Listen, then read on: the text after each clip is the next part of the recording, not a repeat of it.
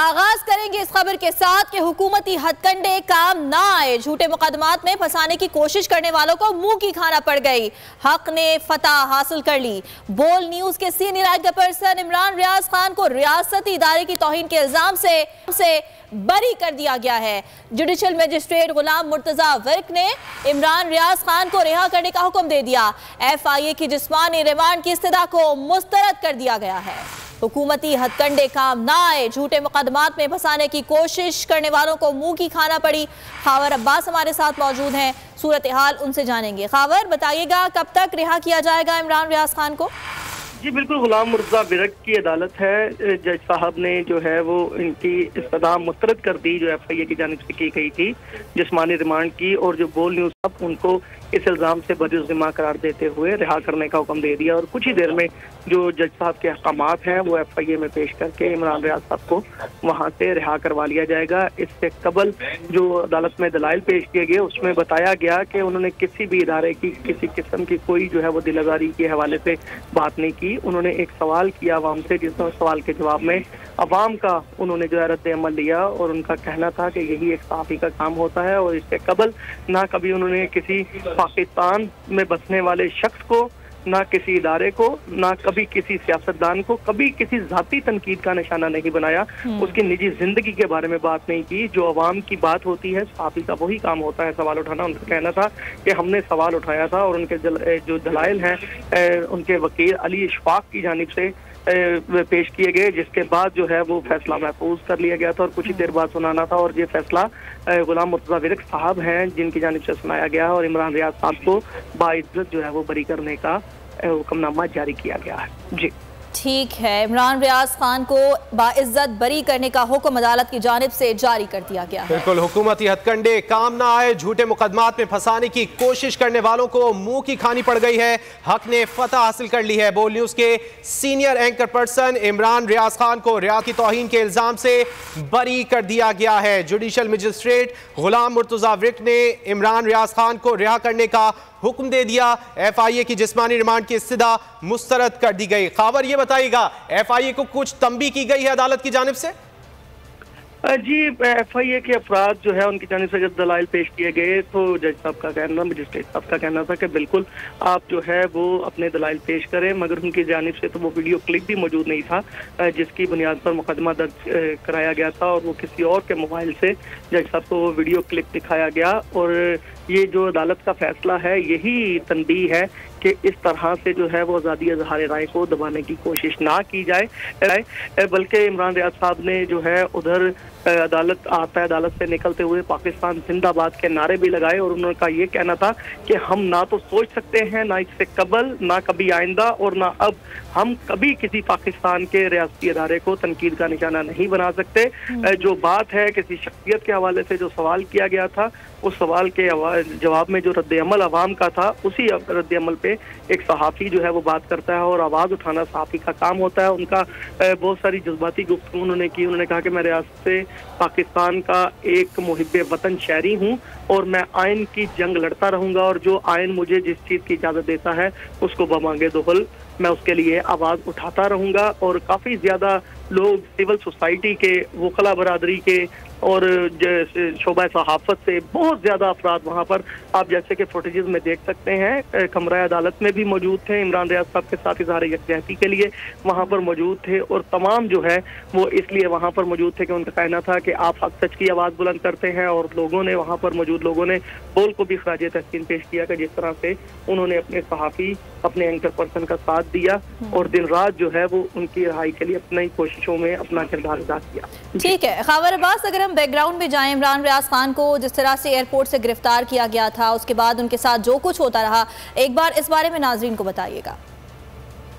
जो है वो तकरीबन 2 रोज कबल इमरान रियाज साहब अपने फैमिली के साथ बैरून मुल्क रवाना होने के लिए एयरपोर्ट पर पहुंचे, क्योंकि इससे कबल वो लाहौर हाई कोर्ट में दरख्वास्त दायर कर चुके थे कि अगर उनके खिलाफ कोई मुकदमात मौजूद हैं तो उन्हें उनका रिकॉर्ड दिया जाए। और वहाँ से कोई ऐसा रिकॉर्ड उन्हें मौसूल ना हुआ जो कि अपने दलाइल में बताया है उनके वकील अली इशफाक साहब ने। और उसके बाद ही उन्होंने अपना टिकट कंफर्म करवाया, मगर उनका कहना है कि जब वो एयरपोर्ट पर पहुंचे तो उन्हें वहाँ पर पहुँचने के बाद पता चला कि उनका नाम जो है वो स्टाफ लिस्ट में है और उन्हें वहाँ पर जो है हिरासत में ले लिया गया। और हिरासत में लेने के बाद ये मुकदमे की तफसीलात सामने आई, जिसके बाद फौरी तौर पर जो है ये हाई कोर्ट में उनके भाई की तरफ से दरख्वास्त दायर की गई कि उन्हें पेश किया जाए। वो FIA की हिरासत में है, तो अदालत के हुक्म पर जो है उन्हें पेश किया गया, जिसके बाद ठीक है, हुकूमती हथकंडे काम नहीं आए, इमरान रियाज खान को बरी कर दिया गया अदालत की जानिब से। हमारे साथ खावर अब्बास मौजूद थे, बहुत शुक्रिया आपके वक्त का। झूठे मुकदमात में फंसाने की कोशिश की गई एक बार फिर हुकूमत की जानिब से, लेकिन नाकामी का सामना करना पड़ा। और बात करेंगे एपेक्स कमेटी इजलास के हवाले से, जिसमें वजीर आजम शहबाज शरीफ ने कहा है कि पेशावर धमाके में सिक्योरिटी कोताही की तहकीकात कराई जाएंगी। उन्होंने कहा कि जवाब देना होगा कि दहशतगर्द यहां किस तरह से पहुंचे हैं। इस अमर की तहकीकात होगी, कौन यहां पर लेकर आया है उनको। 2010 से अब तक खैबर पख्तूनख्वा हुकूमत को 417 अरब रुपए दिए जा चुके हैं। ये रकम कहां गई, ऑडिट होना चाहिए। वजीर आजम ने शहदा के लवाहिकीन को 20 लाख और जख्मियों को 5 लाख रुपए देने का ऐलान भी किया। इजलास में शहदा के दर्जात की बुलंदी के लिए फातिहा खानी भी की गई। चेक पोस्ट हुआ, मस्जिद में जा पहुंचा, वाकया का होना, वहां पर जो सिक्योरिटी लैप्सेस इंतहाई अफसोसनाक है, उसकी भरपूर इन्वेस्टिगेशन होनी चाहिए और होगी इंशाअल्लाह। ये वक्त की अहम तरीन जरूरत है कि वफाक और सूबे मिलकर तमाम पार्टीज की पोलिटिकल लीडरशिप, मजहबी ज़ुलमा, वो पूरी इसकी ओनरशिप लें और अपने इख्तिलाफात, चाहे वो सियासी हों, को सबको पसे पुश डालकर एक यकजां दो कालिब की तरह हम इकट्ठे हों। हर बार ये ताना मिलता था कि वफाक हमारा साथ नहीं दे रहा और वसाइल की कमी है। तो मैं ये बताना चाहता हूँ कि 417 अरब रुपए जो 2010 का NFC अवार्ड 35-36 अरब बनता है, वो कहाँ गया? उसकी अकाउंटेबिलिटी होनी चाहिए, उसका ऑडिट होना चाहिए। और मंगल के रोज इस्लामाबाद में जो हमारी ऑल पाकिस्तान कॉन्फ्रेंस होगी, उसमें तमाम पार्टीज को मैंने मौजूद किया है। मैंने एक पार्टी के जो लीडर, उनको भी इनवाइट किया है, जो मेरे साथ हाथ मिलाना गवारा नहीं करते थे। जो सूरत हाल है वो आपके सामने है कि IMF as a speak, IMF का डेलीगेशन इस्लामाबाद में बैठा है और वो यकीनन फाइनेंस मिनिस्टर और उनकी टीम को बहुत टफ टाइम दे रहा है। सिर्फ इस बात पर इत्तफाक करूंगा इस हवाले से कि हमारा जो इकोनॉमिक जो चैलेंज है, it is unimaginable. Peshawar police line धमाके की तहकीकात अहम मोड़ पर पहुंच गई। खुदकुश बमबार की आमद और मस्जिद में दाखिले की CCTV फुटेजेस सामने आ गई। पुलिस वर्दी में हमलावर पूरी रैकी करके आया था, इत्मीनान से पैदल आगे बढ़ा और टारगेट तक जा पहुंचा। पुलिस के मुताबिक हमलावर का सर, टांगे और जूते मिल गए। शवाहिद की मदद से तहकीकात में अहम पेशरफ्त मुतवक्के है।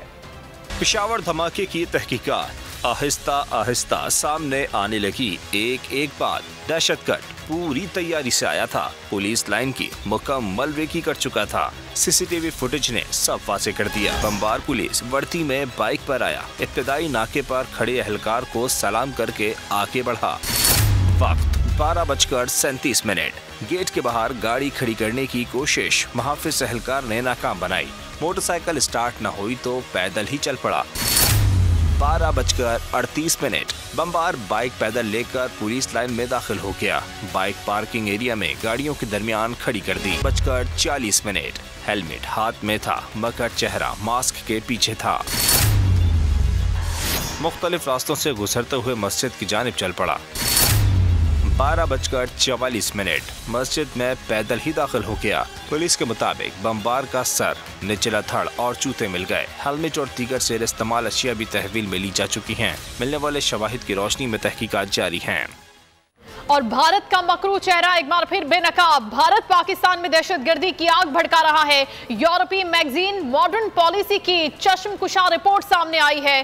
भारत TTP को माली इमदाद, तरबियत और आलात फराहम करके दहशतगर्दाना कार्रवाइयों का पुष्टपना बन गया। इस रिपोर्ट के मुताबिक भारत में TTP कमांडरों की महफूज पनाहगाहें मौजूद हैं। TTP की मदद करके भारत पाकिस्तान के फौजी और सियासी इदारों को कमजोर और इलाकाई मफादात हासिल करना चाहता है। TTP की कार्रवाइयों से इलाकाई अमनो सलामती को खतरा है। अवाम ने बोल न्यूज के senior anchor person Imran Riaz की गिरफ्तारी को सियासी करार दे दिया। इमरान रियाज की गिरफ्तारी से मुताल्लिक बोल न्यूज के सर्वे में 88% अफराद ने गिरफ्तारी को सियासी करार दिया। सिर्फ 12% की राय इसके बरखिलाफ थी। सर्वे में हजारों अफराद ने मामले पर अपनी राय दी।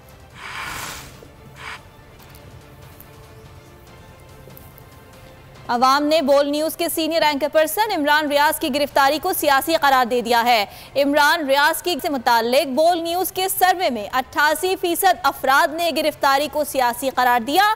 सिर्फ 12% की राय इसके बरखिलाफ थी, जबकि सर्वे में हजारों अफराद ने मामले पर अपनी राय भी दी। इमरान रियाज की गिरफ्तारी को अवाम ने सियासी करार दे दिया।